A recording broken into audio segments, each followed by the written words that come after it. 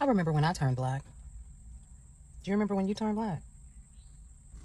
I mean, since we're talking about when folks turned black, I can absolutely remember when the world changed for me.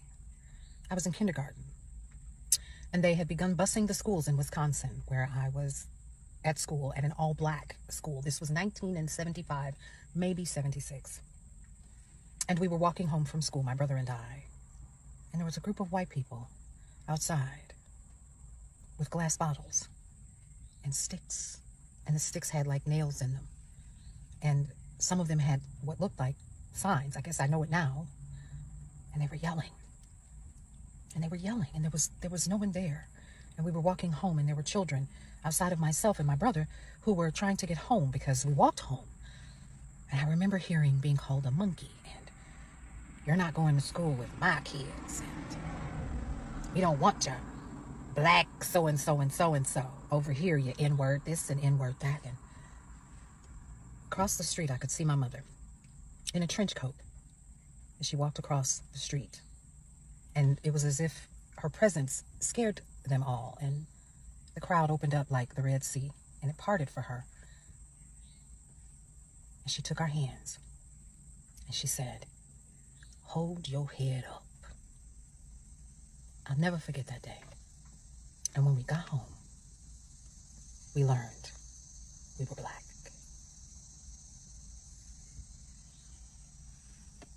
Story time. In light of recent events, I thought I would go ahead and share the story all about the day that I turned black. Now, I know what you're thinking. You're like, this is a joke. This is going to go somewhere. But hang on. It's not a joke. The day was April 11th, 2018. It was morning. I had just taken my son to school, and I was now back at home at my mom's house at the dining table, finishing up my breakfast. My son and I had just moved back to New Mexico from California. We had planned to be there very temporarily, and then COVID laughed in our faces, or coughed in it. So we had been there maybe about 6 weeks at this point, and we're staying at my mom's house. Mom's husband had already gone to work, so it was just my mom and I in the house sitting at the table. She's munching on her oatmeal and reading the newspaper. I'm sitting at the table, I'm journaling. I see my phone light up beside me. I take a look at my phone, and I have an email notification. So I go to click on the email notification, and it's from 23andMe. My heart starts pounding. My stomach is in my throat. I feel like I'm gonna throw up. The subject line is, "Your reports are ready." This is the moment I have been waiting for since I got to my mom's house in New Mexico. I excuse myself from the table, say I'm gonna go to the bathroom. I go into the bathroom, shut the door behind me, and I have a seat. I am anxiously opening up my email. At this point, I'm gonna fucking throw up. This is something that I have wanted to know my entire life, and I'm about to find out right now what the truth is. I'm sweating, palms are sweaty, heart is pounding. I click the link to go to my results, and I scroll. I see the first top of the results, which are European. I knew about that part. I wasn't worried about that. I was like, yeah. I don't care what the European is. Take me to the next part. So I scroll, and sure enough, there it is right in front of me. My other half, Sub-Saharan African. And it's clear that I am exactly who I thought I was, but I didn't ever have the clear answers to. In that moment, I realize my life has been a fucking lie. There's a lot processing, but that's the biggest part. So I say, okay, let me just clarify here. So I scroll down more just to see if there's anything else, specifically Hispanic. I look through, 0% Hispanic, none whatsoever. No version of Hispanic is anywhere on my results, okay? It's 0%. It is black and white. Now, based off of these results, my dad is not my biological father. For a little bit of background, my mom is white. My dad, who raised me, is Mexican. My name is Elena My last name is Flores. I have a very Hispanic name. I was conditioned my entire life to believe that I was half Mexican and half white. Growing up, I grew up in a very small town and there was really nobody who looked like me. The percentage of Black people was very small. So you were either full Black, Mexican, or white. As much as I didn't know how to express it growing up, and I didn't really know how to consciously understand what I was feeling on a subconscious level, as I got older, frontal lobe did her thing and said, girl, you should probably take a DNA test because I think you are starting to figure it out. I think you're starting to figure out what everybody else has known all along. So at this point, my mom is still at the dining table, enjoying her breakfast, reading her newspaper, having no clue that the daughter who she knows is half Black is in the bathroom having a fucking identity crisis at the age of 31. That's right, I was 31 when I found out this information. I'm still just trying to process the information that I just read, and I'm reading it over and over again. So like if you ever taken a pregnancy test and it turns up positive and you're like you're like, but really, like, you know, but you're still like, this is like, it's so surreal, right? Like, this has just made it 1,000 times real. Bitch, I was pregnant all over again with myself, now presenting to the world somebody that I had not been my entire life. I stand up, I go to the bathroom mirror, I put my hands on the sink, and I just look at my face. I just look at my face and I'm like, bitch, you've been cosplaying as Mexican this entire time, and you knew on the inside that you didn't look Mexican. But when people would ask you, you didn't know what to say because that's what you were told your entire life. I was like, I've been out here lying to folks and they're probably laughing in my face. People would ask me my entire life what I was mixed with, how I was Mexican, how I had this Mexican name. They'd be like, you have to be mixed with Black, or be like, oh, are you Black and Mexican because of my name? Or basically they'd be like, who lied to you? Somebody's lying. I've been asked if I'm Puerto Rican, Dominican. I can see how maybe the idea of me being Afro-Latina would make sense to people based on looking at me. So I'm going through all of this and then it hits me, girl, you've realized now that your dad is not your biological father. But who is? Hello, brothers and sisters. Welcome back to the channel. I'm hoping that you are doing great from wherever you watch me from. As you know, I'm your host and presenter, Genetic Stories. And I think this is an important topic that we need to address. And, everyone should get to know this because oftentimes experiences of discovering that you're a Black person, for Black people, the United States has to make you really know that you're Black. And that's how it welcomes, and that's how it makes and it shapes Black people's life. You're a kid, you go to school. When you go to school, especially in a school where you have this setup where we have white, Latinos, Black, it is easy for a Black person to easily learn that they are Black because of social situations or social issues. And oftentimes they realize this through discrimination, through racist words that sometimes they're being told, through discrimination or bad experiences that they come to find out at the end of this all. But at the end of the day, we all know that these experiences shape their psychological being or how they think and how they find out to be Black. On the contrary, we have this group of white people that they are so much interested in knowing their ancestry. Oftentimes when they go take a DNA test for their ancestry and see where geologically or geographically where they came from, they notice that first they're European, second they have some percentage of African. This makes them happy. And so we have these two scenarios. We have Black people that really know they're Black through bad experiences or probably through good experiences, right? We also have white people that are really so much into knowing their lineage, knowing where they came from. And as a result, this makes them want to know more about themselves. And so as a result, this makes them happy to realize that they are Black. And sure, there is some pride in them. There is this happiness. And this shows us one thing. One thing that this proves us is that The enemy has fought so hard to make a black person feel less about themselves. And black people see this through kids when they go to school and how they're being discriminated. Because if you want to know that this is true, how come a white person is happy learning that he has some percentage of being an African? This means that there's something great about black people that these people don't want to tell you.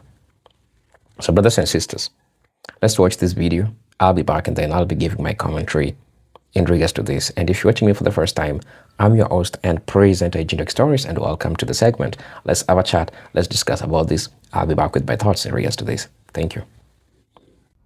Then I'm like, oh shit, like there's a whole nother man in the story that I got to figure out. So at this point, I had heard my mom get up from the table. I had heard her go outside to the backyard. I heard the back door shut. So I'm like, okay, it's safe to go out, and I don't even know what to do because I came into the bathroom half Mexican I walked into the bathroom half Mexican, kind of, even though internally, obviously I took this test for a reason, right? I was now walking out of the bathroom a new woman. Like I was now half black, and I was very proud of that. I was so here's the thing. When I read these results, no part of me was angry or disappointed or upset. The only thing that really triggered me was now the fact that I had to figure out basically where I came from and who I actually was at the core of me. I had somebody ask me one time, what was your first reaction? Like, what did you first feel in your body whenever you got to the reports? I said the first thing I felt was relief. I can't explain it, but it was this, like I could take this big deep breath because I finally knew who I was and I knew the truth. And I don't know how to explain it. I know there are going to be a lot of people who are like, girl, what the fuck? Why were you telling people you were Mexican if you knew on the inside? Because this is what I was conditioned to be. I never felt the need to question my parents. I couldn't understand exactly why I looked the way that I looked. But at the same time, I was so close to my dad who raised me that there was no doubt in my mind that this man was my father. And so whenever the doubt did start to creep in at an older age as an adult, I felt bad about it. I felt really guilty. Because I didn't know the truth, I just continued to tell people who I thought I was and who my parents told me I was.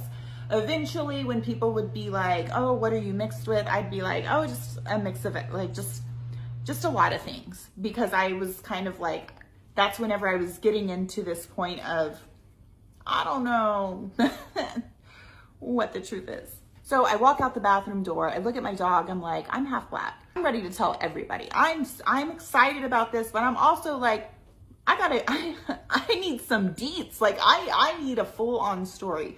Now, it may sound like I'm making a joke of it now. Right now I'm making it humorous, and parts of it were humorous, but also there was parts of it that I was still kind of numb. This was a lot for me to suddenly recognize, and I embraced it immediately.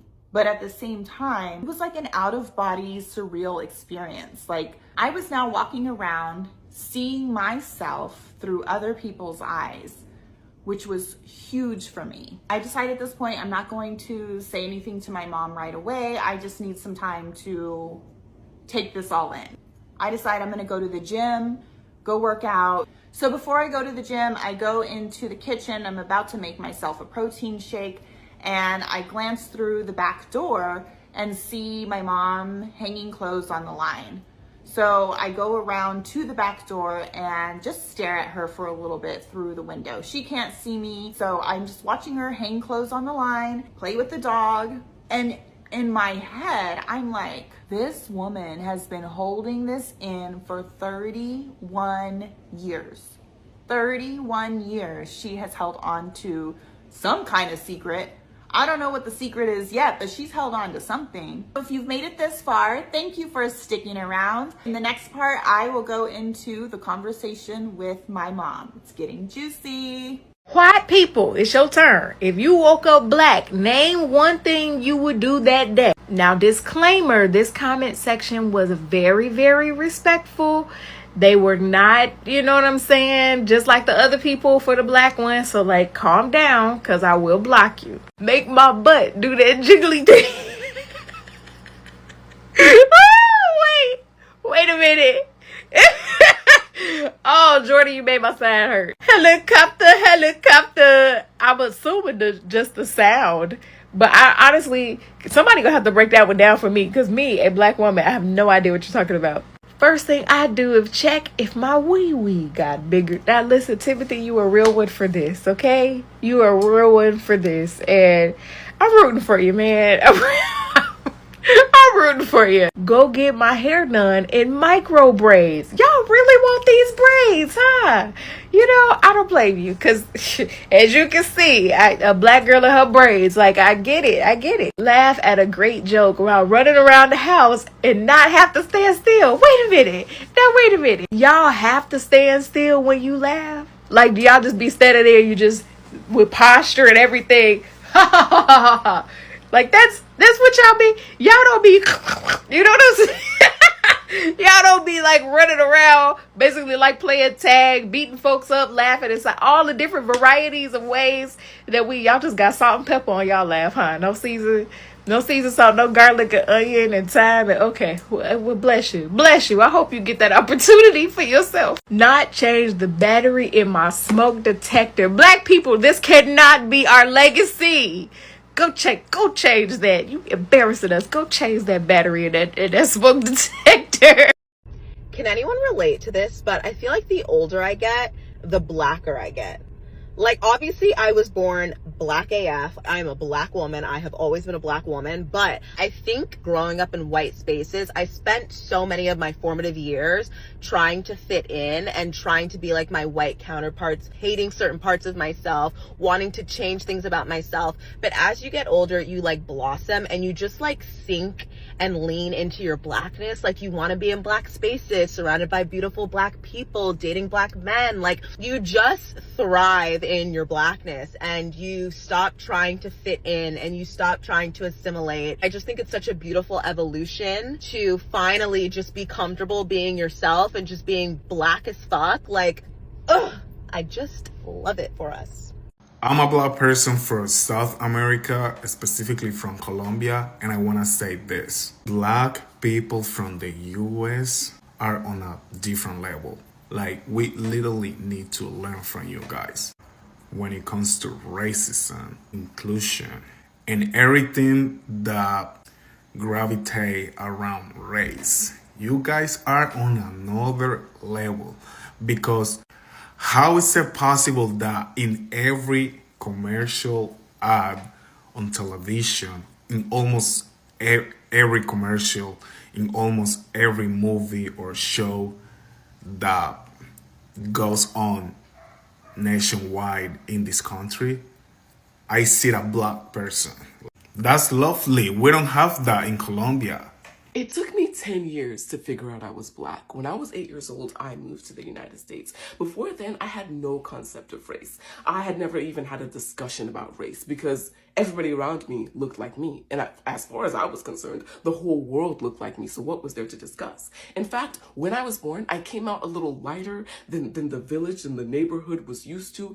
And they told my mother to go get me tested to make sure that I wasn't being possessed by a demon.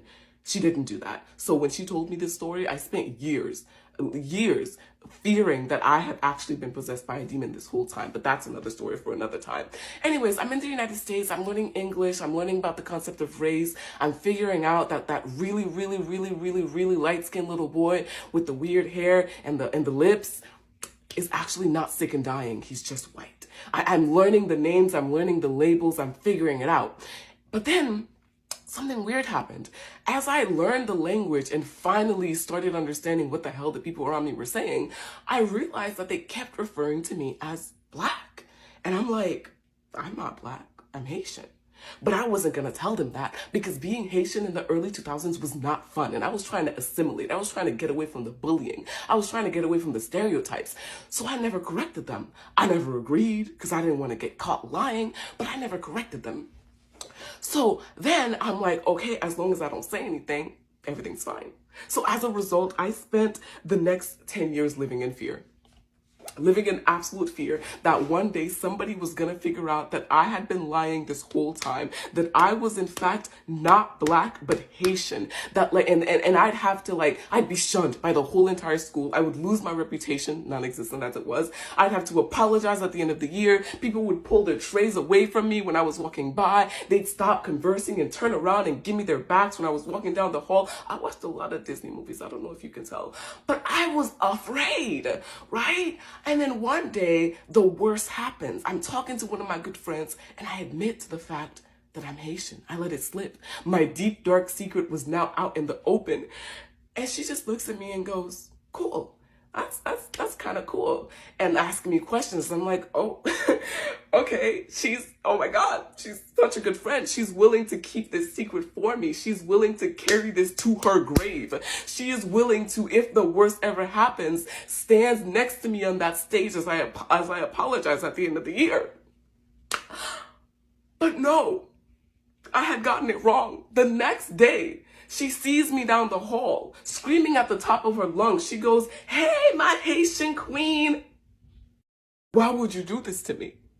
Why would you do this to me? We'll call her Sarah. Why would you do this to me, Sarah? Why would you betray me? Does our super hula connection mean nothing to you? Our ships have been sailing the same tumbler waters for years. Why would you betray me? But I said all of this with my eyes, and I could tell she didn't understand because she just kept on waving. Long story short, I never trusted her with another secret. Fast forward after that traumatizing set of 4 years. Fast forward, I'm in college, and I decide, you know what? I'm gonna get right. I can't live like this. I can't keep living in fear. So my new, fresh, brand new set of friends, I went to school out of state. So there was no connections, no chance of someone from my high school being in my college. So I felt like I had a brand new start and that I could finally be myself. So I sat them down, I let them know, hey, I'm Haitian. And they're like, okay, like, that's cool. So in my mind, I'm like, okay, we're on the same page. They get it now. Like, I'm not black, I'm Haitian. I don't have to pretend to know all the references. I don't have to pretend to have grown up with all of like the 90s cartoons and in the early 2000s cartoons. Cause I just got here. I got here in 2003. Like I didn't know. And then I had to spend years learning English. So all I knew was Dragon Tales and Arthur, you know? So then I was like, okay, cool. I don't have to pretend. I don't have to lie. This is a fresh, brand new start. So one day, I'm at the cafeteria, like, and I overhear a conversation. And it's this girl talking about how she's tired of people using Black and African American interchangeably. My ears perk up. Because as far as my ESOL teacher was telling me, as far as I knew, y'all were the same. Black, African American, same damn thing. But she goes on to explain the difference between race and nationality and how she's so damn tired of people thinking that these things are the same thing and equating African American with Black. That was the moment I realized that I had been lied to, I had been fooled, I had been bamboozled, and actually I was Black this whole damn time. When I tell you I felt betrayed, when I tell you I felt mad, I wasted years, tiptoeing, pretending, years. And it was all for nothing. 10 years. 10 years. So now, whenever I see like a popular celebrity or like someone in the public eye, whenever I see them like deny the fact that they're Black and they're just like, I'm not Black, I'm X, insert their nationality, like some part of me is like, should I go in the comment section? Should I defend them? Should I like try to explain what they might have meant? And it's always, the answer is always no, because I did my time. 10 years of it. I have albinism. And the only persons that I usually explain that to is little kids because they're seeing a Black face on a white body with blonde hair, so it confuses them. They stay a little too long, but they're curious, I'll explain that to them. I don't waste my time with adults. One of the craziest compliments Jamaican men mostly tend to give me is, I love your color. Sir, what color? Like, stop trying to piss me off. You know I don't have any color. And they deadass think that's a compliment. In my mind, I'm the color I'm supposed to be. As far as I'm concerned, I'm brown. Because if I didn't have albinism, I would be brown. My skin would be brown. So that's the color I am. Telling people I love your color is crazy work. So it will never get you far. I don't date men that I feel have a problem with their complexion, or men who I feel like are colorist. The black men I date, they're mostly dark. And the reason for that is I dated a boy in what grade was I? I was in the 8th grade. His name was David. He was brown. He had green eyes. His mother also had albinism. And everybody thought he was my brother. I didn't want to be walking down the street holding hands with a boy that people thought was my brother. So we broke up. Then in 9th grade, this boy named Michael. Michael also had light eyes. And everybody also thought Michael was my brother. That was the last light boy that I ever dated. I wanted to be clear who I'm related to and who I'm not. Funny thing is, none of my brothers look like me. All my brothers are dark. But as a lighter complexion woman, I always made it my point to use my complexion and the privilege that comes with it to advocate for others, especially when I'm dating. Like, I don't allow colorist people around me. I don't teach my children to be colorists, and I don't have an ego regarding my complexion. And I think the reason because of that is technically I didn't know that I was light-skinned until I was 10 years old and I came to the United States. Where I'm from, we go based on your ethnicity, not based on your complexion. So initially, in 6th grade, when I got to New York, and everybody was like, what are you? What are you? What are you? They all thought I was from Jamaica because I had a Caribbean accent. But when the kids were asking me, what am I? They wanted to know, like, white, black, Hispanic, and I didn't understand the question. So finally, a little white girl, an Armenian white girl, told me, oh, I'm white, because she put her hand next to my hand, and she was like, see, you're white like me. So I went home telling my mother, hey, guess what? I'm white. And she said, you came out of my black pussy, you black. And that's how I found out I was black. I was making myself some lunch and I was having a daydream, as you do. And then I just started thinking about the moment when I found out that I was black. And I just need to share this story. So this story starts off with me being about, I don't know, 6. I'm in year 1, maybe, I think, reception, year 1. I'm young anyway. And so to start off with, I knew my mum was black. My mum's dark skinned, black. I knew she was black. My dad, he's mixed race. He's very, very light skinned. And I just assumed he was white. I was young, allow me. And in my class, in my first primary school, there was black kids in my primary school and there was white kids and there was Asian kids. There wasn't any mixed race kids or any light skinned kids. So I looked at the black kids and I thought, I don't think I'm black. And then I looked at the white kids and I thought, I'm not white. And then I looked at the Asian kids and I thought, they're brown like me. Like, I must be Asian. Yeah, that makes sense. And my best friend at the time, she was from Bangladesh. Her name was Fatima. Big up Fatima. And she was Bangladeshi. And she was like, where are you from? I was like, I guess I'm Bangladeshi like you. I guess I'm Asian. She was like, yeah, makes sense. So we both just decided that I was Bangladeshi. And then I realised that she could speak this whole language. And I was like, wow, what are you speaking? And she was like, it's our language. And I was like, why didn't I know this language? And she was like, I don't know, it's a bit weird because you're Bangladeshi. It's a bit weird for you not to know this language. And I was like, how did you learn it? And she was like, my mum. And I was like, oh my God, my mum didn't teach me my language. This is horrible. So she's teaching me like Bangladeshi, how to say hello, how to say goodbye. Like, she's teaching me the lingo. I'm like, okay. And I'm feeling stressed as well. I'm not just learning it for banter. I'm learning about my culture that I need to catch up on. This is peak, but I'm going to get there in the end. Then I also deeped that Fatima had bindi. I hope I'm calling it the right thing. Bindi, the little, and I was like, oh, what's this? And she was like, oh, it's part of our culture. It's called a bindi. I think she said bindi. And I was like, oh, okay. So where did you get one from? I kind of need one then because I'm Asian, remember? She was like, yeah, my mum just gives them to me. And I was like, okay, cool. My mum probably has some spare at home. Okay. So I went home. I was like, Mum, I need the thing. Like, where can I get one? The bindi. She was like, I don't have any, love. Like, sorry. And I didn't say this out loud because my mum's Jamaican, but I was like, wow. In my head, I thought, this woman is so ghetto. Like, how have you got a whole Asian child and you don't know how to have... Anyway, another day we're in school and we're talking about like who we're gonna marry, like if we're gonna... I turned black when I decided to put on the fuchsia lipstick with the black eyeliner. That's when I turned black. And I used the brown gel to give myself a little baby swoop. The baby swoop.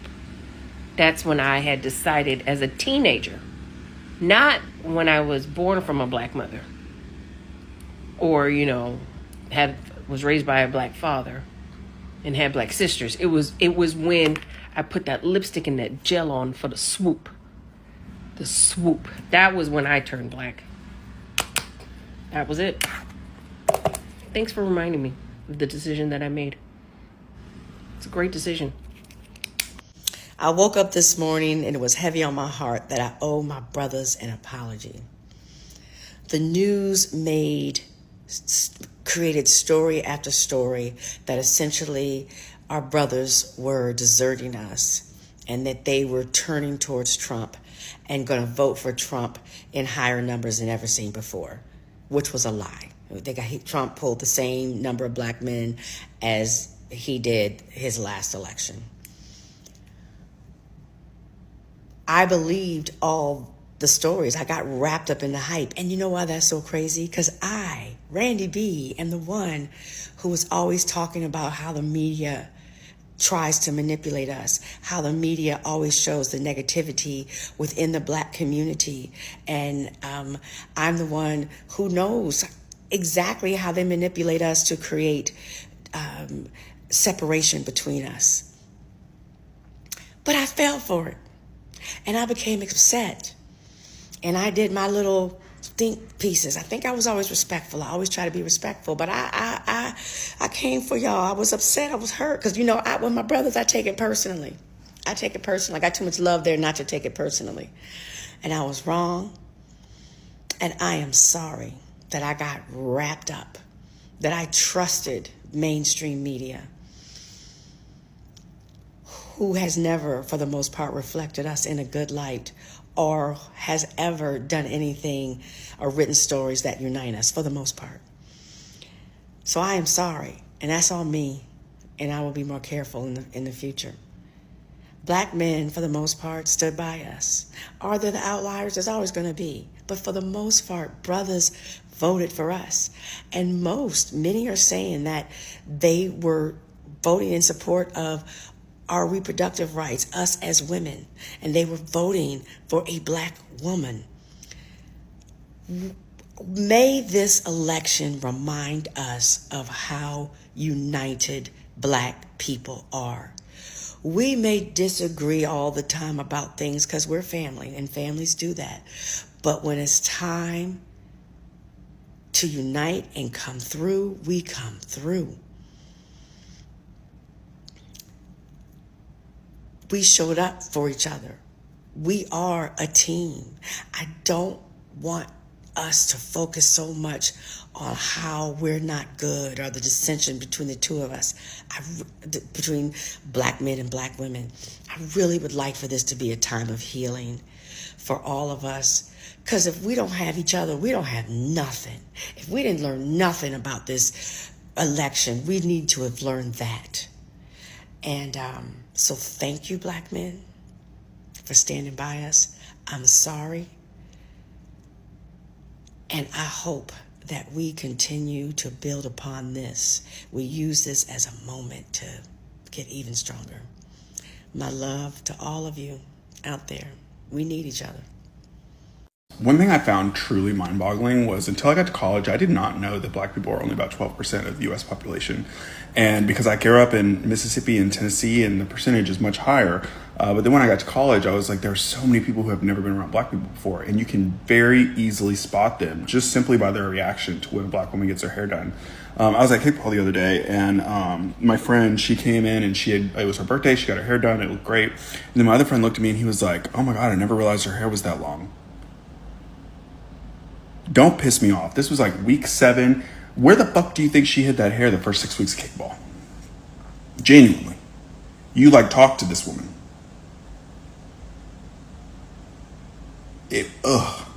Don't piss me off. Hello, brothers and sisters. Welcome back to the channel. I'm hoping that you are doing great. Now, the idea of discovering that you are black is not about a biology.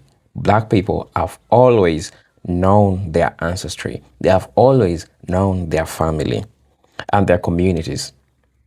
Instead, this phrase captures the moment when society forces a deeper awareness of what it means to be black in the United States, or what it means to inhabit a black body while you are in the United States. It reflects a moment when innocence ends and racial consciousness begins. In this sense, the discovery is not internal, but it is external. It comes from the way society suddenly treats you differently to prove to you that you're a black person. Now, many black people grew up without initially understanding the political meaning of being black. We have to agree on that. Now, in comfort of childhood, they may simply see themselves as individuals, but at some point, they may simply see themselves, but at some point, they usually very young, they encounter moments that tells them the world sees them not as persons first, but as a race. This realization is often harsh and unforgettable. A teacher treating them unfairly, a stranger clutching a bag, another child repeating a racist slur, or being followed in a store. These are moments that awaken the awareness that society reads blackness as a threat or a disadvantage. This moment of racial awakening for black people is rarely gentle. It is not it is not it is not an exciting or discovery that black people have. It is a confrontation with power. It reveals that the world around them is organized in ways that determine who receives sympathy, who receives opportunity, and who receives suspicion. The discovery is therefore tied to vulnerability. It teaches black people that their safety, their comfort, and belonging can be interrupted at any moment based on solely their skin color. So, this early racial consciousness forces black people and teenagers into a kind of early adulthood. Their parents must teach them survival rules that white children never need to learn. How to behave around police, how to navigate with white spaces, how to avoid being misunderstood or targeted. This discovery of racial danger, not merely identity. And in this sense, discovering I was black is discovering the rules, it's discovering the limits, it's discovering risks imposed by a society structured by anti-blackness. As black people grow older, these experiences accumulate and shape identity in deeper ways. They begin to understand that being black determines how institutions treat them. Schools, workplaces, hospitals, and the justice system. It becomes clear that race is not just personal, but it's structural. The discovery becomes clear that race is not just a personal thing. It shifts from emotional to intellectual. Black individuals come to recognize that they are living inside a system that was not designed for their benefit. This creates a double consciousness, seeing yourself through your own eyes and through the society's distorted lens simultaneously. This emotional journey is heavy because black people do not get to opt out of race. They do not get to choose when they feel black or when they want to ignore racial identity. See, society forces it upon them daily. The discovery of blackness is continuous. It is reinforced through the media, the politics of blackness, the continuous reinforced through the media, politics, policing, economic inequality, and all those challenges that they go through. It becomes not just personal identity, but a condition for survival, brothers and sisters. And this leads me to discuss on the other side of white people, who also discovers that they are black or they have some percentage of being black, brothers and sisters. Now, white people often discover their racial identity when something disrupts the assumption of being neutral or restless. In recent years, DNA testing services like 23andMe and Ancestry have become a popular route for this discovery. Many white individuals take these tests expecting a simple confirmation of European ancestry, only to find unexpected results. African ancestry, Native American ancestry, Asian ancestry, or mixed ethnic histories. For many, this is shocking, amusing, or at the same time, intriguing. However, this discovery for white people has no social consequences. We'll have to agree on that. Because if a white person learns they are 8% African or 12% indigenous, society does not suddenly treat them differently. Their privilege did not disappear. Their freedom from racial discrimination remains intact. Their jobs, safety, and daily treatment by institutions still remain unchanged.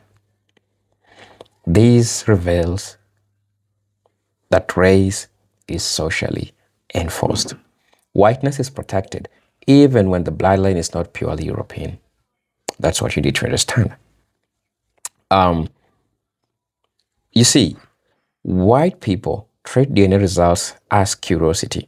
Black people discover their race through trauma and lived reality. White people's racial discovery is evident. Black people's lifelong process. One group grapples with identity because of their history. The other group grapples with identity because of their experience. The sociological gap between these two is immense and exposes the unequal burden attached to race.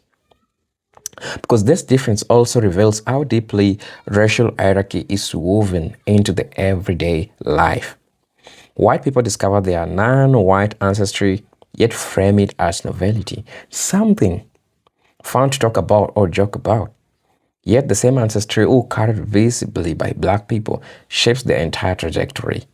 The same DNA can be a source of delight for one group and source of oppression for another.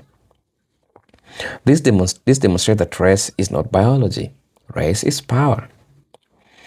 Also, for white individuals, the discovery of mixed ancestry can sometimes produce empathy, curiosity, or even pride. But it remains a choice. They can embrace it or ignore it. Whenever they please, they can talk about it at parties. They can return to being treated as white the next morning, being treated as black the next day if they want. These optional relationships to race is a luxury only available to those society protects from racial consequences, brothers and sisters. So for black people, the discovery of blackness is never optional. Society reminds them constantly through microaggression, through institutional barriers, and interpersonal interactions. The awakening is not just the moment of realization, but the daily negotiation of how to exist safely in a world built on racial hierarchy. Their discovery is tied to pain, strength, vigilance, and historical awareness. So, all in all, what I want to say is that the two phenomena shows how two groups can discover race in a complete opposite ways. White people discover race as an idea, black people discover race as a reality. White people encounter race as information, black people encounter race as an experience. White people face consequences from the discovery, black people face consequences even before the realization of what race really means. This contrast exposes the art of racial inequality. One identity is manufactured as neutral and safe while the other is forced into constant survival mode. So brothers and sisters, please, let me know what you think and feel about this video. As you know, I'm your host and presenter Haitian Stories, but until then, let me see you on my next video. Peace, love, and harmony. Salute.